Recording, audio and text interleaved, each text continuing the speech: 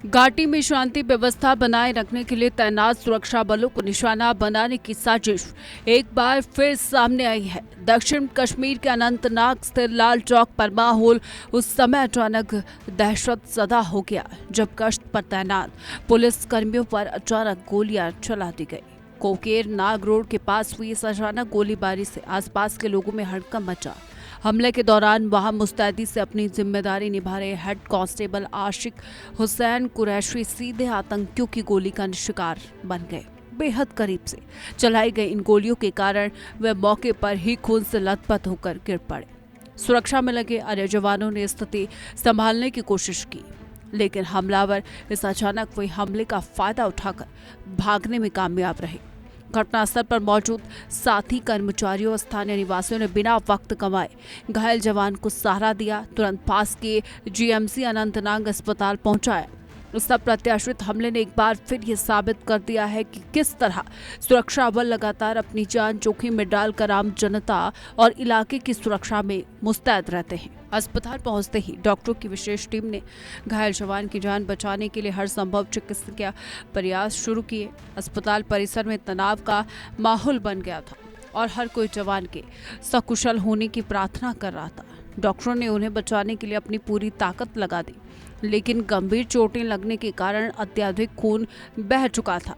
तमाम कोशिशों के बावजूद हेड कांस्टेबल आशिक हुसैन कुरैशी जीवन की जंग हार गए और डॉक्टरों ने उन्हें शहीद घोषित कर दिया। मात्र 35 वर्ष की आयु में देश के लिए अपना सर्वोच्च बलिदान देने वाले ये जाबाज जवान बड़गाम जिले के बीरू इलाके के निवासी थे। वह IR 3rd बटालियन में अपनी सेवाएं दे रहे थे और अपनी निष्ठा के लिए जाने जाते थे। उनकी शहादत की खबर जैसे ही उनके पैतृक गांव और पुलिस महकमे में पहुंची, शोक की लहर दौड़ गई। एक हंसते खेलते परिवार का चिराग बुझने और एक कर्तव्यनिष्ठ साथी के चले जाने से हर आंख नम हो गई। पुलिस प्रशासन द्वारा पूरे सम्मान के साथ आगे की औपचारिकताएं और कानूनी प्रक्रियाएं पूरी की जा रही हैं। शुरुआती जांच और खुफिया जानकारियों के आधार पर इस बात का खुलासा हुआ है कि आतंकियों ने इस वारदात को अंजाम देने के लिए बाकायदा योजना बनाई थी। हेड कांस्टेबल आशिक हुसैन कुरैशी लाल चौक के समीप कोकेर नाग की तरफ जाने वाले मार्ग पर पूरी सतर्कता के साथ अपनी ड्यूटी निभा रहे थे। तभी अचानक एक गाड़ी वहां कर रुकी। गाड़ी में सवार आतंकियों ने सुरक्षा बल के जवान को अकेला देखकर अचानक उन पर अंधाधुंध गोलियों की बौछार कर दी। हमला इतनी तेजी से और अचानक हुआ कि संभलने तक का मौका नहीं मिला।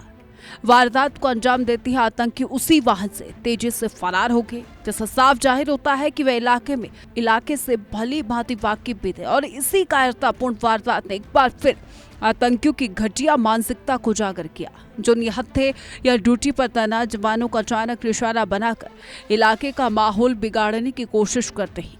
इस हमले के बाद से ही सुरक्षा एजेंसियों ने अपनी जांच का दायरा बढ़ा दिया है। हर पहलू की गंभीरता से पड़ताल की जा रही है। हमले की भनक लगते ही पूरे जिला प्रशासन और सुरक्षा तंत्र में हड़कंप मच गया। कुछ ही देर में पुलिस और सेना के अतिरिक्त बल भारी संख्या में मौके पर पहुंच गए। सुरक्षा बलों ने बिना देर किए पूरे लाल चौक और उससे सटे तमाम संवेदनशील इलाकों की कड़ी घेराबंदी कर दी, ताकि हमलावर शहर से बाहर भाग ना सके। पूरे क्षेत्र को सील कर दिया और संदिग्ध वाहनों की सघन चेकिंग की जा रही।